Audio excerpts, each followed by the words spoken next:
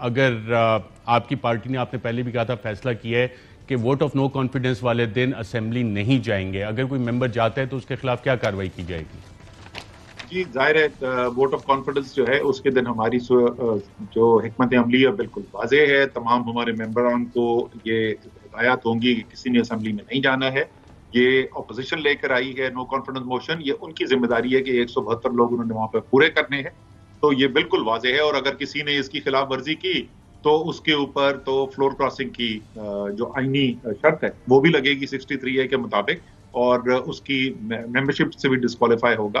आज जो है आपको अरशद अच्छी बात बताऊं आपको कि पिछले 24 घंटे से तहरीके इंसाफ का जो वर्कर है, जो सपोर्टर है, वो जैसे चार्ज हुआ है ना, तो मुझे तो लगता है आज तक कभी भी इतना चार्ज नहीं था। तो आज जो है वहां पर ऐलान किया कुछ एमपीएस ने, एमएनएस ने कराची में खड़े होकर कहा कि अगर कोई हम में से कोई फ्लोर क्रॉसिंग करेगा तो सिर्फ आइन नहीं, हम उसके घर का घेराव करेंगे। तो वो तो इतना चार्ज माहौल है इस वक्त। अच्छा, इसमें जो लीगल पोजीशन है, वजीर आला सिंध कहते हैं कि फ्लोर क्रॉसिंग का जो क्लॉज है वो वोट डालने के बाद एप्लीकेबल होता है। अगर वजीर आजम साहब बतौर पार्टी चेयरमैन अपने तमाम मेंबरान को ख़त लिख के ये मना कर देते हैं कि आपने नहीं जाना, और स्पीकर साहब को उस खत की कॉपी भेज देते हैं कि हमारा कोई मेंबर नहीं पहुंचेगा, तो स्पीकर साहब अगर कोई पहुंच भी जाता है तो उसका वोट गिनने के पाबंद हैं या नहीं है? देखिए जाहिर है वो जो अगर गया है वोट डालने के लिए अपनी पार्टी की हिदायत के मुताबिक नहीं वो एक्शन ले रहा, वो वायलेशन कर रहा है, वो 63A की जद में आता है, तो ये बिल्कुल बनता है कि फिर उसका वोट ही नहीं बनता। अगर वो गैर कानूनी कोई काम कर रहा है, बल्कि गैर कानूनी नहीं गैर आईनी काम कर रहा है, तो गैर आईनी काम तो काउंट ही नहीं होना चाहिए। बिल्कुल ठीक है, इस पर कानूनी राय भी ले लेते हैं। हमारे पास Supreme Court of Pakistan, Asad Umar साहब साथ ही रहिएगा, सीनियर वकील फैसल चौधरी साहब मौजूद हैं। फैसल चौधरी साहब, बहुत शुक्रिया प्रोग्राम में हमें ज्वाइन करने के लिए। जब ये कानून, और इसका क्रेडिट यकीनन आप भी साबिक सदर आसिफ जरदारी साहब को देंगे, उस वक्त इंटेंशन क्या थी लेजिस्लेचर की जब फ्लोर क्रॉसिंग का ये क्लॉज 63 आर्टिकल 63A में डाला गया? बेसिकली अरशद, अगर आपको याद हो 90s में एक जो हॉर्स ट्रेडिंग और फ्लोर क्रॉसिंग की सियासत होती थी और अदम एतमाद महकमा बेनज़ीर भुट्टो के खिलाफ उस वक्त पेश हुआ, उसमें बहुत पैसे चले, चांगा मांगा की एक मशहूर तारीख है।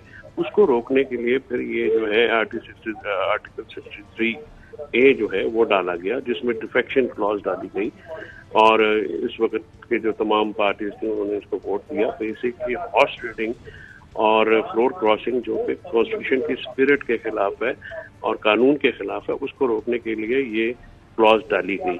ये एप्लीकेबल कब होगा फैसल चौधरी साहब? वोट डालने के बाद होगा या कि पहले भी एप्लीकेबल हो सकता है? अगर वजीर आजम बतौर पार्टी चेयरमैन स्पीकर साहब को खत लेके बता देते हैं कि हमारी पार्टी की हिदायत अपने पार्लियामेंटेरियंस को, ये अपने तमाम पार्लियामेंटेरियंस को खत लिख देते हैं कि जनाब आपने वहां पे नहीं जाना, तो क्या स्पीकर कौमी असेंबली वो वोट गिनने के पाबंद होंगे कि अगर उसके बावजूद कोई शख्स पार्लियामेंट में जाता है वोट ऑफ नो कॉन्फिडेंस वाले दिन, जो कि पाकिस्तान तहरीक इंसाफ के बेंचेस पे है?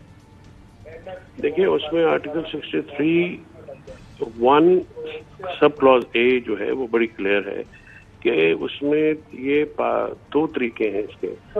अगर तो कोई आदमी अपनी पार्टी से रिजाइन करता है, कोई दूसरी जो है पार्टी को ज्वाइन करता है। अब ज्वाइनिंग जो अरशद शरीफ साहब है वो कोई पार्टी की, कोई ये तो नहीं होता कि कोई अपॉइंटमेंट लेटर होता है। ये फॉर एग्जांपल अगर कोई स्टेटमेंट देता है कि मैं फलां पार्टी जो है वो छोड़ रहा हूँ, मैं ज्वाइन कर रहा हूँ, जैसे नदीम चंद ने भी वो कहा, उसने कोई ये तो नहीं कहा, तो ये तो एक फॉर्मेलिटी होती है। तो तब ये एब्सटेन जो है, ये वोट जो है काउंट नहीं होगा मेरी नज़र में। उसकी वजह है कि ये जो पावर है ये भी पार्टी हेड के पास है, और वो डिक्लेयर कर सकता है कि ये डिफेक्शन जो है हो गई है।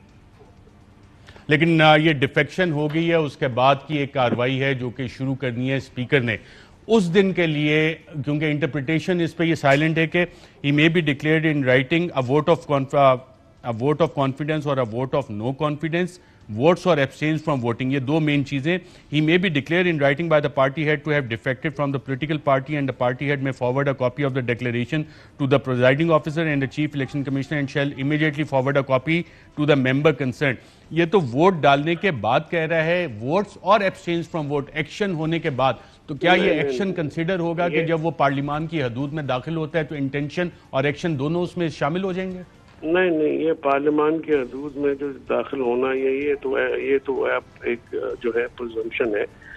मेरी ओपिनियन ये है कि अगर कोई आदमी ये कह देता है कि मैं उस फलां को वोट डालूंगा और पार्टी हेड, अब इस मामले पे पीटीआई के पार्टी हेड इमरान खान साहब है, इमरान खान साहब ये लिख के स्पीकर को देंगे और स्पीकर जो है अगर वो इस पे सेटिस्फाई हो जाते हैं कि जो है वो डिफेक्शन हो गई है या जो उन्होंने ज्वाइनिंग की है या अपनी पार्लियामानी पार्टी का जो उनकी पॉलिसी है उसके अगेंस्ट है, तो ही में से कि ये वोट मैं काउंट नहीं करूंगा। उसके बाद ये जो डिक्लेरेशन है ये इलेक्शन कमीशन के पास जानी है only for the sake of confirmation और अदरवाइज, यानी ये जो पार्टी हेड है ये सारा इख्तियार उसके पास है कि वो किसी भी जो रुकन है जो कि आर्टिकल 63A में कॉल कर जाता है, 1 में कर जाता है, 1A में करता है, 1B में करता है, 1C में करता है।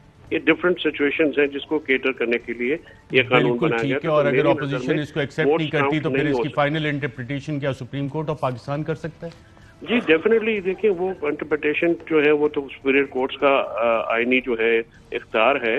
और दूसरी बात मैं एक और बात अरशद शरीफ साहब, ये जो पार्लियामेंटेरियंस हैं including prime minister, including the जजेस, ये इनका ओथ है, इनका ओथ जो आइन में दिया गया है उसमें ये हलफ उठाते हैं कि इन्होंने कॉन्स्टिट्यूशन को डिफेंड करना है, तो कॉन्स्टिट्यूशन को सैबोटाज नहीं होने देना है।